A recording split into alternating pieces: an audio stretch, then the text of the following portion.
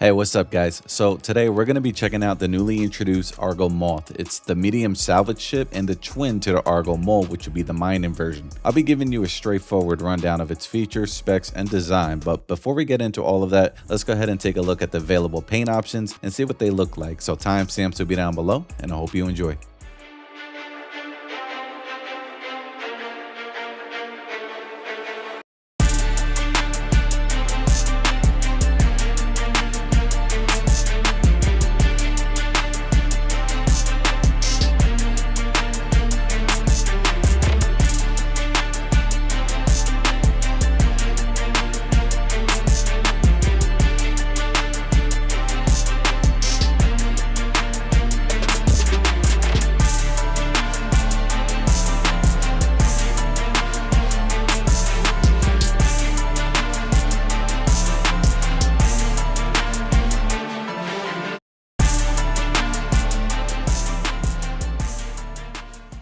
So the Argo Moth is a medium salvage ship designed to bridge the gap between the Vulture and the Reclaimer. It's currently priced at $290 war bond or $315 for store credit. It's pricey, but hey, if you have the money and can't wait, then go for it. If not, then just wait for it to be in game. I'm not going to tell you how to spend your money.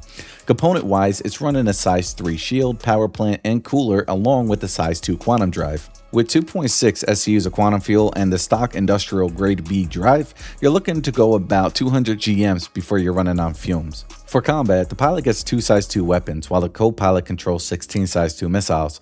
On the salvage side, it's equipped with 3 dedicated manned turrets, each running a size 2 salvage head that holds 1 size 1 cinch scraper and 1 size 1 abrade scraper that's on each manned turret. You can run them all solo, but for full efficiency, you'll want at least a 4-person crew. That said, the pilot isn't just along for the ride. They do have full control of the munch feature, letting you completely disintegrate ships instead of just scraping hulls. In testing, it handled up to a size 4 ship like the Constellation with no problem, but couldn't crush a size 5 ship like the Hercules C2. Cargo wise, it's solid. The rear cargo lift holds 32 SCU, fitting up to 216 SCU crates. Now in the middle of the ship with the split belly cargo grid design, this is where you're going to find your salvage cargo. It currently holds a total of 192 SCUs, with each side holding 6 8 SCU crates that auto eject and grid lock. It will double stack the 8 SCU boxes per grid spot, giving you plenty of room to collect before heading back to offload. On top of that, the internal filler space holds 32 SCUs before you need to start ejecting.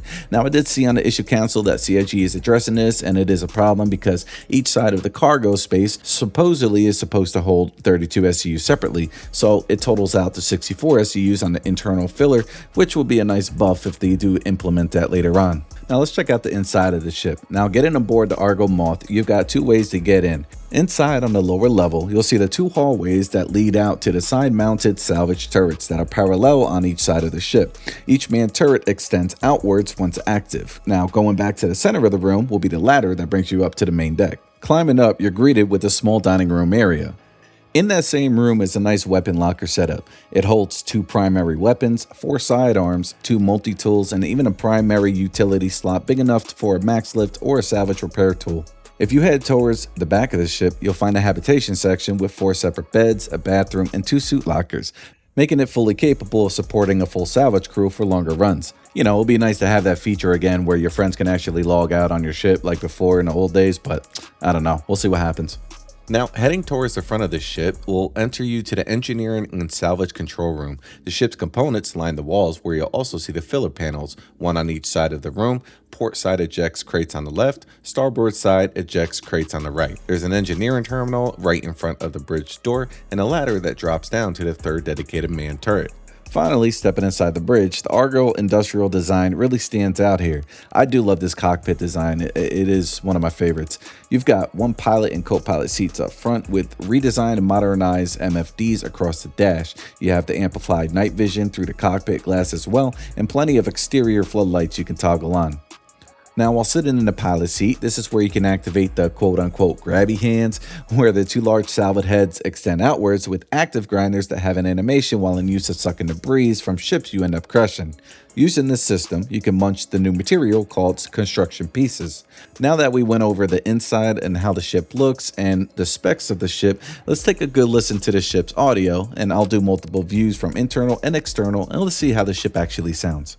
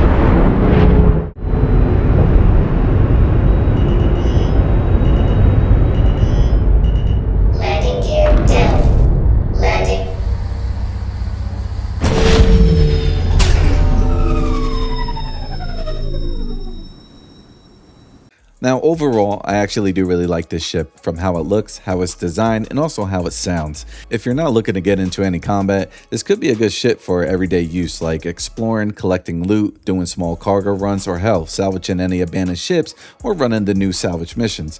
I personally will be using this ship for traveling around just because I love the industrial style ships in the game. But what do you guys think? Let me know down below, and if you guys think I did a good job on this video, leave a like and consider subscribing. Either one will go a long way to helping this channel grow. Anyways, I hope you guys enjoyed this one, and like always, I'll catch you on the next one. Take care, guys.